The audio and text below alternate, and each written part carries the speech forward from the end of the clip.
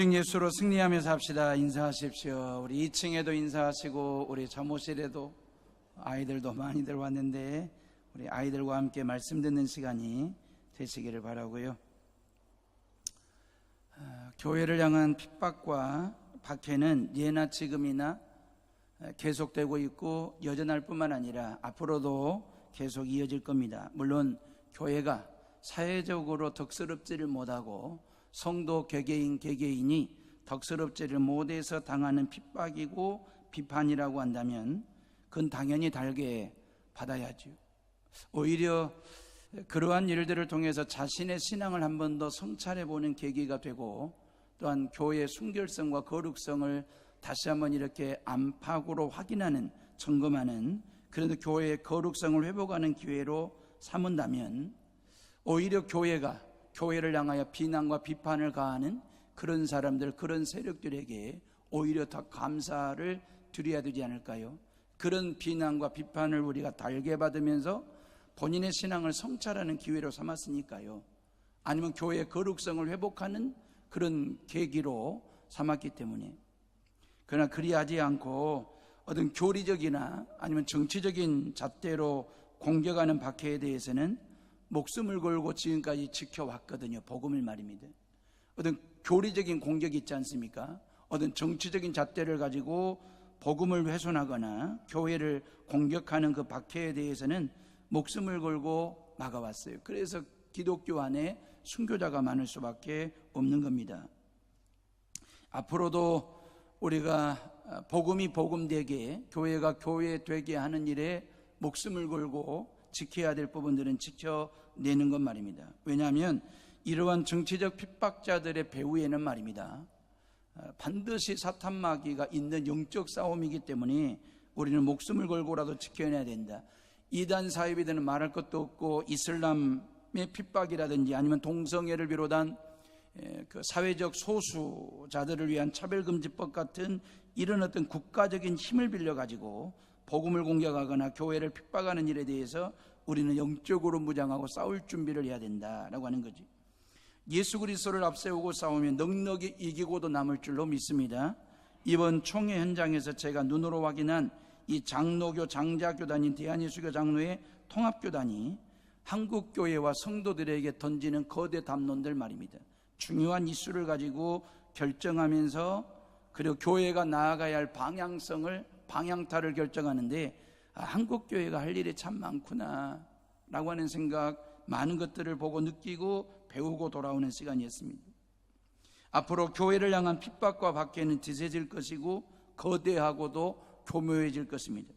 문화와 이념이라는 옷들을 입고 교묘하게 교회와 여러분들의 신앙을 공격할 텐데 영적으로 무장하고 깨어있어 이 모든 영적 전쟁에서 승리하며 살아가는 성도들 되시기를 주님의 이름으로 축원합니다. 본문의 내용은요, 초대교회에 들이닥친 두 번째 박해 이야기거든요. 그러니까 첫 번째 박해 이야기와 스토리가 비슷합니다. 사두개인들이 주동이 되어가지고 사도들을 붙잡아 감옥 안에 가두고, 그리고 아주 가혹한 고문을 가하면서 예수 이름을 말하지도 말고 또한 예수의 복음을 가르치지도 말라고, 이게 전도 금지령을 내린 거잖아요.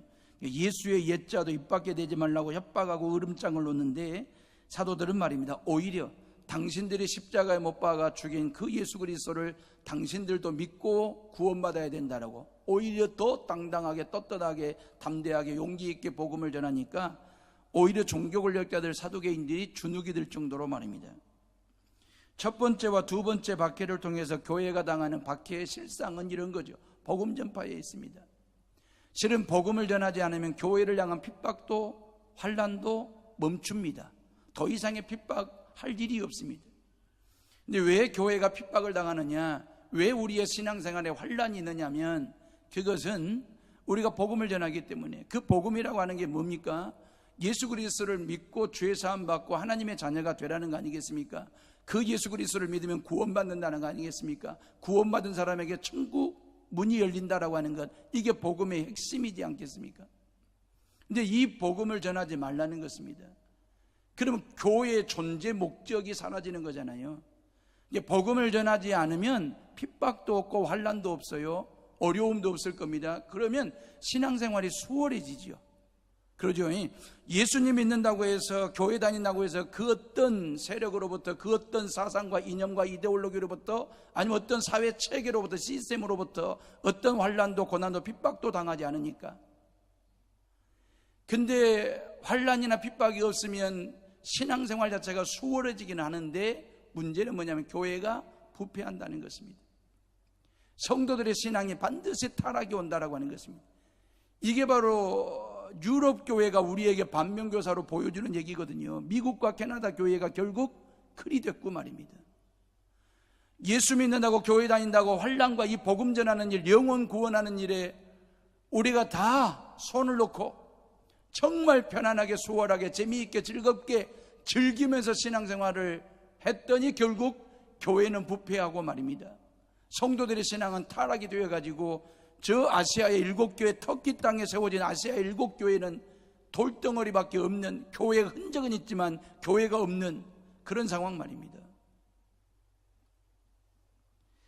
여러분, 교리적으로나 어떤 정치적인 핍박은 말입니다, 교회를 교회되게 하는, 신앙을 신앙되게 하는 촉매적 역할도 한다는 사실 말입니다. 교회로 고로 박해라고 하는 것은 말입니다, 피하는 것이 아니라 받아들이는 거예요. 그리고 믿음으로 이겨내는 것이거든요. 그러다 보면 신앙의 깊이가 깊어지고 신앙의 넓이가 넓어질 뿐만 아니라 신앙의 무게가 진중하게 무거워지는 말입니다. 그러면서 그리스도인의 위상을 지키고 그리스도인의 품격과 영격 있는 삶을 통해서 세상 속에서 모든 삶의 본이 되고 말이에요. 모든 주변 사람들로부터 좋은 소리 듣고 칭찬받는, 인정받는 소리를 듣는 것이 그리스도인의 위상이고 성도들의 품격과 영격 있는 삶이지 않을까라고 하는 생각 말입니다. 그렇기 때문에 때에 따라 어떤 환난이나 고난이나 핍박, 이것은 우리가 도망치거나 피할 일이 아니고요, 믿음으로 받아들이면서 믿음으로 이겨낼 줄 아는 그러한 믿음의 성도들 되시기를 주님의 이름으로 부탁을 드리고요. 제가 한 3주 전에 저희 아버지 이야기를 했지 않습니까? 제 나이 때 돌아가셨으니까 벌써 한 30년이 넘은 그런 아버지이십니다. 광주에서 고등학교를 다닐 정도로 우리 아버지 연배 때에 비하면 꽤 배우신 분이었습니다. 마음씨도 고우시고 어머니랑 같이 부부간의 사랑 나누는 걸 보면 참 본이 되셨던, 그렇게 인자한 아버지요 인자한 남편이셨습니다. 매사에 성실하시고 헌신적이셨고요. 그래서 저는 누구에게든지 지금도 누가 물어보면 예수님 다음으로 존경하는 사람이 저는 저희 아버지입니다.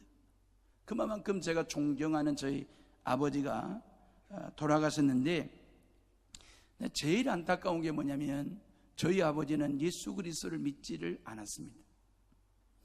당신도 믿지 않았지만 예수님 믿고 교회를 다니는 저와 우리 작은 누나의 신앙을 꺾어 놓으시려고, 그 신앙을 주저앉히시려고 별 방법을 다 쓰신 분이 저희 아버지십니다. 교회 나가는 거, 예수님 믿는 걸 그리 반대하시고 술이라도 좀 건하게 드신 날에는 정말 교회에 대한 비판과 욕을 하시면서 왜 예수를 믿고 왜 교회를 나가려고 하는지, 주일날 교회 나가지 말라고. 그러면 그런 아버지를 붙들고 울면서 내가 믿는 예수님, 아버지도 좀 아빠도 좀 예수님 믿고 교회 다니자고 구원받자고 그리 울면서 복음 전하고 해도 저희 아버지는 다른 건 다 좋으신 분이신데 그 신앙생활에 대해서만큼은 그리 반대가 심하셨던 아버지.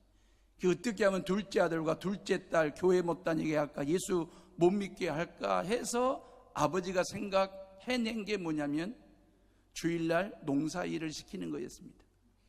주중에도 얼마든지 밭일이나 논일 다 마무리 지을 수도 있는데 주일날이면 꼭 저하고 작은 누나가 해야 할 일, 밭일과 논일을 남겨놓으셨습니다. 그리고 주일날에 아침밥 먹여가지고 저를 논으로 밭으로 데리고 다니면서 밭에 풀 뽑기, 고추 따기, 깨 비고 깨 털고 이런 일들 말이에요. 고구마 캐고 말이에요. 논으로 데리고 와서 모내기는 말할 것도 없고 논두렁 베는 것부터 시작해서 피를 뽑고 농약을 치고 뭐 그런 일들을 주일날 시키는 거예요. 주일날 오후 2시가 중고등부 학생의 예배가 있는데 그 예배를 가야 되는데 이미 점심까지 도시락을 싸들고 논으로 밭으로 데리고 다니면서 일을 시키는 겁니다. 제가 우리 아버지한테 투정도 많이 부렸지만 아버지는 어떻게 하면 종손 종갓집 아들이다 보니까 어떻게 하면 우리 집안에 기독교 복음이 들어오지 못하게 할까, 그 생각이 늘 있으셔가지고. 그러면 이제 주일날 제가 오전에 지영이가 논에 밭으로 일하러 갔다더라. 그러면 우리 친구들이 정주, 희수, 연수, 종문이, 용남이, 이 모든 친구들이 다 논으로 밭으로 와가지고 우리 집 농사일을 거들어 주는 거예요.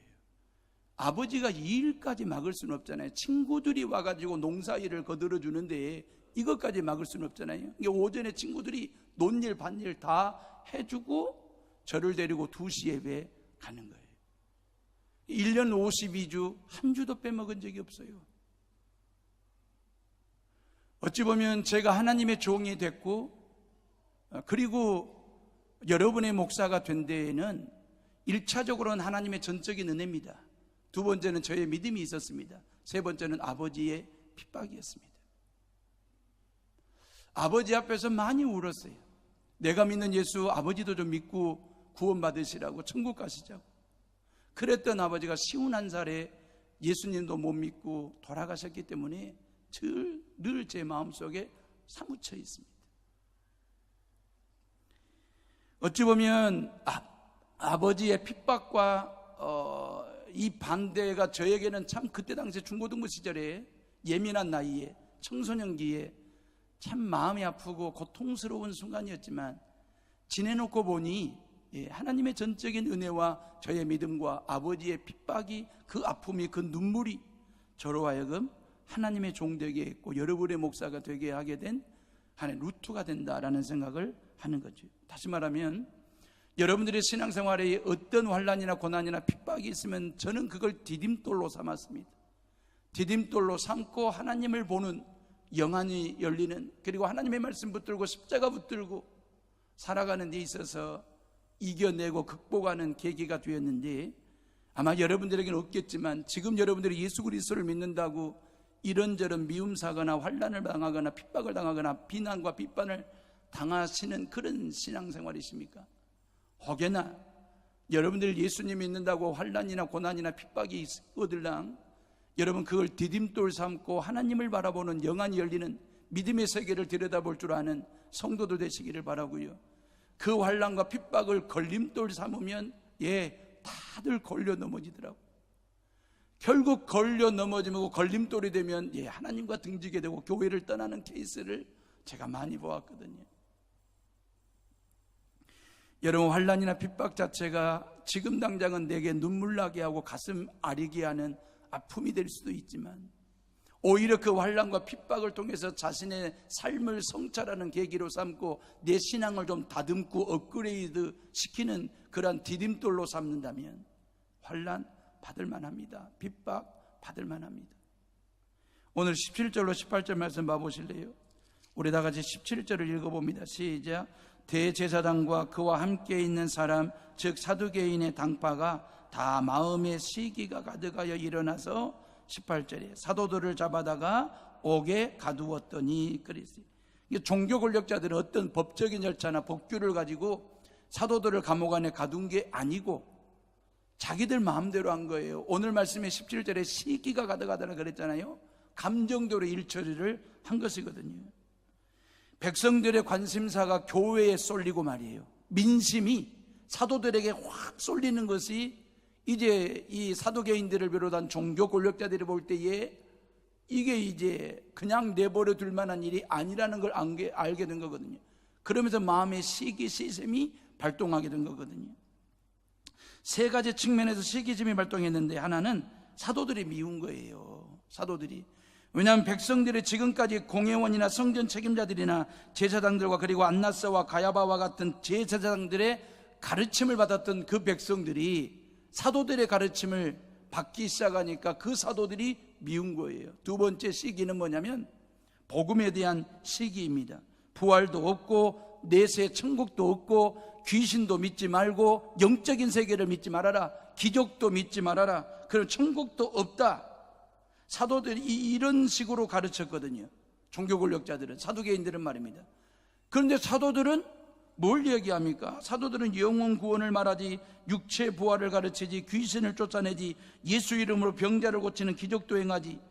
그러니까 자신들이 가르쳤던 모든 게 다 거짓말이라는 사실이 드러난 거예요. 그러다 보니까 복음에 대한 시기와 시샘이 그들의 마음속에, 사도들도 밉지만 그 복음의 교리 자체가 그들에게 시샘거리가 되었다라고 하는 거죠. 세 번째는 성전 관할권입니다. 성전은 말이에요, 사두개인들에게 주 활동 무대이고 존재 공간이었습니다. 그런데 사도들이 성전 안에서 별의별 가르침과 별의별 기적을 행하니까 자신들의 활동 무대가 좁아진 거예요. 설 자리를 잃어가기 시작하는 거예요. 뭐 이런저런 시기심이 사도들을 잡아 감옥에 가두게 된 배경이 된 것입니다. 그런데 19절 말씀이요, 다 같이 19절을 읽어봅니다. 시작. 주의 사자가 밤에 옥문을 열고 끌어내어 이르되 그랬어요. 예, 종교 권력자들은 사도들을 감옥 안에 가두었거든요. 가혹한 고문을 가했거든요. 그런데 그날 저녁에 주의 사자가, 그 말이에요, 하나님께서 부르시는 천사가 그 감옥을 방문했고, 이 감옥 안에 갇혀있는 사도들을 끌어내어 성전에 세우고 다시 복음 전하는 자들로, 설교자로 세우셨거든요. 이게 신비로운 일이잖아요. 간수들 말이면 교도관들이 두 눈을 뜨고 근무 중에 있는데 한밤중에 말입니다, 하나님의 천사가 와가지고 사도들을 그대로 끄집어내는, 다시 말하면 사도들이 이동하는데, 사도들이 탈옥을 하는데도 간수들과 교도관들이 눈을 뜨고 근무 중에도 그 상황을 보지 못하도록 말입니다. 사도들이 생각할 때도 말입니다, 자신들은 육체 바디 있는 몸 아닙니까? 그 몸뚱아리가 시간과 공간을 초월해가지고 감옥 안에서 감옥 밖으로 빠져나오는 말입니다. 이 철장을 빠져나오는 이 몸 바디 말입니다. 아마 사도들에게도 신비로운 일들, 이건 초자연적인 일들 말입니다. 이거 자연적이고도 과학적인 일이 아니거든요. 너무너무 신비로운 일이 벌어지고 있지 않습니까? 간수들이 눈을 뜨고도 보지 못하는 상황 말입니다. 몸을 가지고 있는 사도들이 이 시간과 공간을 초월해서 몸이 움직여지는, 탈옥해서 성전 앞에서 가지고 백성들에게 복음 전하는 자들로 바뀌는 상황 말입니다. 이걸 뭐라고 설명할까요? 이걸 과학적으로 설명해 드릴까요? 저는 못하겠습니다. 합리적인 철학적인 방법으로 설명해 드릴까? 저는 못하겠습니다. 왜 이러한 일들이 벌어졌을까요? 왜 하나님은 이런 방법을 선택하셨을까요? 이것은 다른 게 아니고 영적 싸움이다라고 하는 것입니다. 사도들로 하여금 복음 전하는 일을 못하게 하고, 그 사도들로 하여금 복음 전하는 예수 옛자를 끄집어내지 못하도록 그 사도들을 감옥 안에 가둔 것은 사두개인들이 아니라 그 사두개인들 배후에 있는 사탄의 세력이고, 그 옥문을 열고 그 사도들을 밖으로 끄집어내서 다시 복음 전하게 하신 이는 성령 하나님이시다라고 하는 거죠. 이건 사두개인들과 사도들의 싸움이 아니라, 정치적인 싸움이 아니라, 세상적이고 육체적인 싸움이 아니라, 이것은 영적인 싸움이다라고 하는 것을 하나님께서 당신의 천사들을 통해서 보여주고 계시는 것입니다. 그 영적인 싸움을 어떻게 이겨야 될까요? 영적인 싸움은 내 힘으로, 아니면 내 어떤 사회적인 스펙으로 이기는 게 아닙니다. 오직 내가 말씀 안에 들어가 있고 말씀이 내 안에 있고 내가 십자가를 붙들고 구원의 확신을 가지고 믿음 가지고 기도 가지고 싸울 때에 모든 영적인 존재 말입니다. 사탄마귀는 영물입니다. 그 영물을 이길 수 있는 방법은 영적인 힘밖에 없습니다. 그 영적인 힘은 말씀에서 주어지는 것입니다. 십자가로부터 주어지고 공급되어지는 그 영적인 힘을 가지고 영적 싸움을 할 때에 사탄마귀는 한 길로 왔다가 7길로 물러가는 역사가 일어나게 될 것이고, 나는 여호와 니시 승리의 깃발을 꽂는 성도의 삶을 살아가게 될 줄로 믿습니다. 사탄은 영물이기 때문에 닫습니다. 하나님도 영적인 존재인데 그분은 여시는 분이십니다. 사탄마귀는 하나님과 나 사이를 닫아놓았습니다. 뭘로요? 죄로 말이야. 죄 때문에 우리가 인간이 하나님을 보지 못하도록 죄로 닫고, 죄의 문을 닫았고, 죄의 담을 쌓게 하셔가지고 에덴 동산의 아담과 하와로 인하여 말씀에 불순종하게 하고 선악과를 따먹게 함으로 인하여 인간의 눈이 멀게 하게 하시고 영안이 닫히고 그래서 하나님을 보지 못하도록 닫는 역할을 영물 사탄 마귀가 그 일을 하는 것입니다. 근데 예수 그리스도 그분은 십자가의 죽음과 부활을 통해서 하나님과 나 사이가 닫혀 있는 것을 여는 일을 하셨습니다. 죄의 담을 헐고 죄의 문을 열어 제끼고 우리로 하여금 죄인들로 하여금 인간들로 하여금 전능하신 하나님을 바라보게 하시고 구원의 은혜를 바라보게 하시고 복음의 세계를 들여다보게 하셔서 우리로 하여금 육안을 가지고도 살아가야 되지만 우리로 하여금 영안이 열리게 하시고 영안을 뜨게 하셔서 예수 그리스도를 바라보게 하시며 하나님의 거룩한 백성 되게 하셨으니 여시는 하나님을 붙들고 여러분들의 모든 삶의 오프닝 열리는 은혜를 경험하고 체험하는 성도들 되시기를 주의 이름으로 축복합니다. 열린 사고 말이에요. 개방성 말입니다.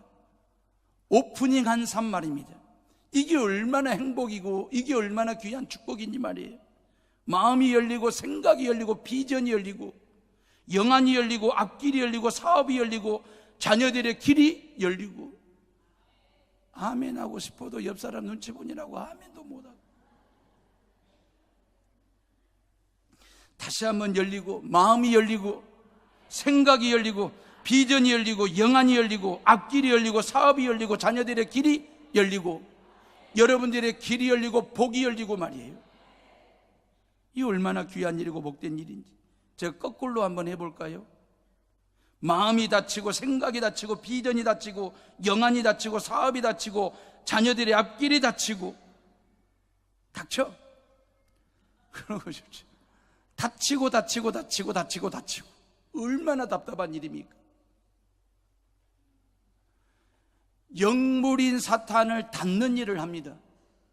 모든 인간관계를 닫아버립니다. 모든 사물과의 관계를 닫아버립니다. 모든 자연과의 관계를 닫는 일을 사탄 마귀가 합니다. 그런데 예수 그리스도 그분은 여는 일을 하십니다. 열어주십니다. 하나님께서 열어주심으로 인하여 모든 수험생들에게 지혜의 문이 열리고 모든 취업을 준비하는 취준생들에게 취업의 문이 열리기를 주의 이름으로 축복합니다. 휴전선을 누가 열 것이냐? 정치인들이 할 일이 있고 대통령께서 하셔야 될 일이 있습니다. 남북 정상들이 해야 될 일들이 있습니다. 그러나 저 휴전선의 문을 성령 하나님께서 열어달라고, 평화의 문으로 열리고 축복의 문으로 열리게 해달라고 기도하는 성도들 되시기를 주의 이름으로 축복합니다. 술을 좋아하는 남편이 밤새껏 술을 마시고 말이에요. 곤드레 만드레 취해가지고 새벽 4개에 겨우 집에 들어온 겁니다. 밤새껏 기다려 지친 부인이 문을 열면서 뭐라고 소리를 쳤겠습니까? 아이고 이 화상아, 이 새벽에 뭐 하려고 여기까지 기어들어 왔냐고 동틀 때까지 술집이나 찾아 돌아다니지. 웃으신 분은 경험이 있는 거예요. 지금 그렇게 소리를 바락 질러대니까 술 취한 남편이 익살스럽게 대답하기를 지금 이 시간에 문 연 곳은 여기밖에 없고 지금 이 시간에 문 열어줄 사람은 당신밖에 없어서 왔다고. 열려있는 곳은 이렇게 좋은 것입니다. 어딘가는 열려있겠지. 그래서 곤드레 만드레 만취된 남편도 문을 열고 기다릴 그 아내를, 그 집을 찾아오는 것처럼 말입니다.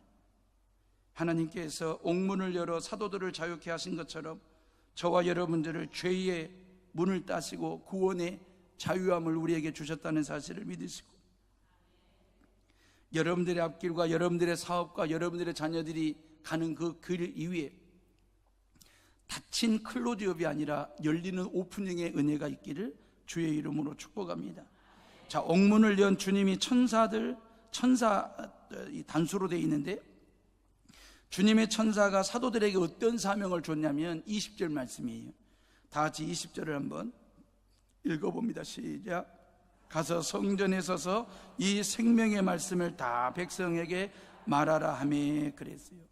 그러니까 주님의 천사가 사도들에게 감옥에서 이렇게 빼내주면서 사명을 줬는데, 뭔 사명을 줬냐면 생명의 말씀을 다 백성에게 전하라는 것입니다. 다 그랬어요. 올 그 말입니다. 생명의 말씀을 다 그 말. 이 하나님의 말씀에서 무엇을 더하지도 말고, 이 하나님의 말씀 성경 66권에 뭘 빼지도 말고 이 하나님의 말씀 그대로 다 전하라는 것입니다. 하나님께서 저와 여러분들에게 성경 66권을 영의 양식으로 주셨습니다. 이 말씀, 이 하나님의 말씀만 여러분들이 다 먹으시고 잘근잘근 씹어 여러분들이 영적으로 건강한 신앙생활을 하는 성도들 되시기를 바라고요. 여러분, 성경 이대로만 믿으시기를 바랍니다. 여러분들의 믿음의 사이즈가 성경책보다 더 커야 될 이유가 없고, 여러분들의 신앙의 두께가 여러분들의 성경책 두께만 더 두꺼워질 필요도 없습니다. 여기다가 뭘 덧대지도 말고 여기다보다 뭘 더하지도 말고, 성경에서 더하거나 빼는 자가 이단이고 사이비인 것입니다. 저와 여러분들의 신앙은 신앙 사이즈, 성경책만한 사이즈 그대로, 여러분들의 신앙의 두께, 성경책 두께만한 믿음만 가지고 있으면 하나님의 자녀로 살고 구원받은 백성으로 살고 매 주일 성수하며 하나님의 존전에 나와 하나님을 예배하는데 아무런 지장이 없습니다. 어찌 보면 성전을 빠져나온 이 사람들에게는, 사도들에게는 어찌 보면 타로 간 사람들 아니겠습니까? 타로 간 사람들의 습성이 뭐겠습니까? 본능이 뭐겠습니까? 숨어야 되지 않겠습니까? 도망을 쳐야 되지 않겠습니까? 근데 사도들은 당당하게 더 열심히 떳떳하게 복음을 전하는 설교자들이 되었고 복음 증거자들이 되었거든요. 요즘은 공개적으로 교회를 적대시하는 사람들이 사람이나 언론이 너무나 많습니다. 또한 SNS를 통해서 교회를 향한 비난의 강도가 더 세지고 더 예리해지고 더 날카로워지고 있습니다. 기독교의 탈선 이단 사이비들의 잘잘못까지 기성교회들이 덮어쓰다 보니 반기독교적인 세력이 더 많아지고 있습니다. 성경 창세기부터 요한계시록까지 한 번도 읽어보지 아니한 사람들이 성경 겉표지도 읽어보지도 못한 사람들이 성경을 아는 것처럼 그리 교회를 향한 야단들을 칩니다. 교회에 발자국 한번 찍어본 적이 없는 사람들이 교회를 엄청나게 많이 다져본 것처럼 그리 비난하고 비판합니다. 교회를 공개적으로 적대시하고 비난하는 사람들이 영웅이 되는 그런 시대를 우리가 살고 있습니다. 어떻게 해야 할까요? 교회를 향한 세상의 요구가 많아지고 있는데, 세상 사람들이 요구하는 교인상이 있는데 어떻게 해야 될까요? 세상에 요구하는 교회는 도대체 어떤 교회일까? 사회봉사 잘하는 그런 교회일까요? 노인대학도 하고 유치원도 하고 사회복지시설도 갖춘 그런 교회일까요? 목사는 설교를 코미디언처럼 재미있게 성도들 웃겨가면서 해야 사회가 요구하는 교회, 부흥하는 교회가 될까요? 예수님의 유일성이나 예수님만이 구원의 길이라고 절대성을 말하지 말고 좀 강도를 낮춰가지고 불교에도 구원이 있고 이슬람에도 구원이 있다라고 적당히 두리뭉실하게 비빔밥처럼 짬뽕 설교하는 게 사회가 요구하는 교회, 부흥하는 교회일까요? 주일 성수 강조하지 말고 시간 날 때 교회 나오고 바쁘면 교회 땡땡이 치라고, 예배 땡땡이 쳐도 괜찮다라고 설교할까요?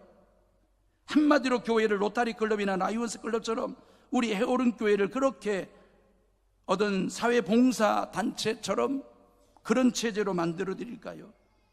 이런 교회가 사회가 요구하는 교회일까요? 세상 사람들로부터 인정을 받고 박수를 받는 그런 교회일까요? 여러분, 사탄이 요구하는 교회가 이런 교회이지 않을까라는 생각은 안 해보셨습니까? 사회가 요구하는 교회는요, 교회다운 교회입니다. 사탄마귀가 요구하는 교회는 교회 아닌 교회입니다. 정말 사회가 교회를 향하여 원하는 것은 뭐냐면, 정말 교회다운 교회 좀 만들어라, 목사다운 목사가 좀 되어라, 교인다운 교인 되어라, 이거잖아요. 근데 사탄마귀는요, 사회를 앞세우고 정치 세력을 앞세우고 안티 크리스찬들을 앞세워가지고 교회 아닌 교회를 만들라는 것입니다. 모든 교회가 그 함정에 빠져 있습니다. 하나님이 이 땅에 세우시고자 하시는 교회는 교회다운 교회입니다. 건물을 두고 하는 소리가 아닙니다. 어떤 조직을 이야기하는 게 아닙니다. 교회다운 교회는 여러분들 한 사람 한 사람을 두고 하는 소리입니다. 하나님의 말씀으로 무장하고 주님의 십자가 사랑으로 충만하게 채우고 세상을 향하여 십자가 사랑을 나누고 세상을 향하여 덕스럽게 살아가면서 지금보다 더 나은 대한민국 만들기 위해서 하나님의 미랄처럼 자기를 희생하고 섬길 줄 아는, 이게 바로 교회다운 교회, 교인다운 교인, 목사다운 목사이거든요. 이게 하나님께서 원하시는 교회상의 모습입니다.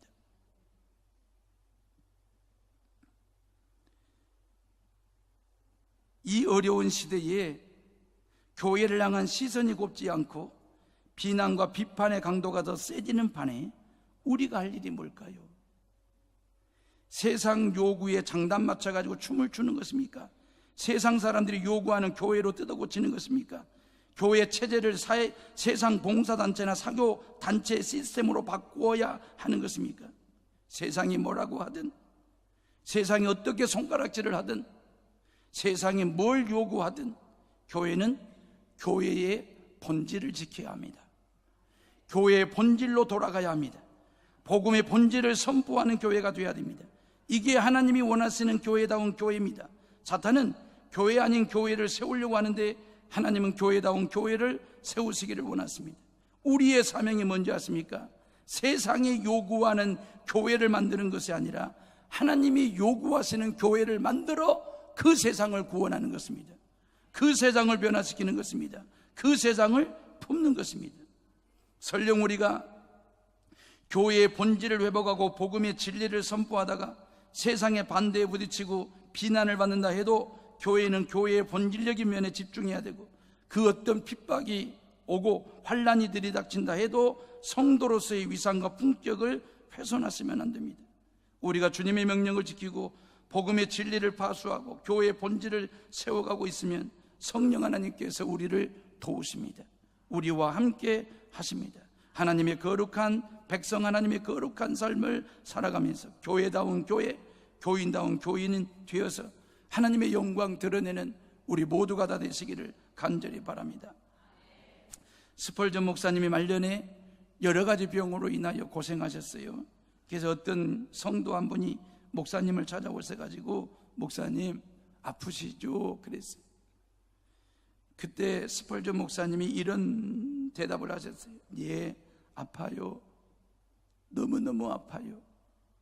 이 고통, 그러나 이 고통보다 주님은 내게 더 가까이 계시고 나와 함께 하신다는 것이 내게 위로가 돼요. 그랬어요. 스펄전 목사님이 하신 얘기입니다. 그렇지요. 아픈 것은 아픈 겁니다.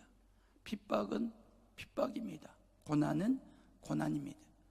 그 고난과 핍박과 아픔을 즐거워할 사람은 아무도 없습니다. 중요한 것은 내가 아플 때, 고난 중에 있을 때, 핍박 중에 있을 때 성경이 일관성 있게 우리에게 하시는 약속은 뭐냐면 내가 너와 함께 한다는 것입니다. 내가 늘 네 곁에 있다라고 하는 것입니다. 내가 너에게서 잠깐도 하나님께서 시선을 떼지 않고 내가 너와 함께하며 내가 너를 돕고 내가 너를 인도하며 내가 너에게 복을 주시겠다라고 하는 것이 성경의 일관성 있는 약속이고 축복입니다. 성경은 우리에게 말씀하십니다. 내가 사망의 음침한 골짜기로 다닐지라도, 내가 핍박의 골짜기를 다닐지라도, 내가 질병의 골짜기를 다닐지라도, 내가 아픔의 골짜기를 다닐지라도 해 받음을 두려워하지 아니함은 주께서 나와 함께 하심이니라. 주님께서 우리와 함께 하신다는 사실을 기억하시고, 어떤 환난이나 고난이나 핍박이나 아픔이나 질병이나 어려움이 있을 때 좌절하지 마시고 포기하지 마시고 나와 함께 하시며 늘 내 곁에 계셔서 내게서 잠깐도 눈을 떼지 아니하시는 그 성령 하나님과 동행하는 삶을 통하여 승리하며 살아가는 성도들 되시기를 주의 이름으로 축복합니다. 축복합니다. 기도하겠습니다.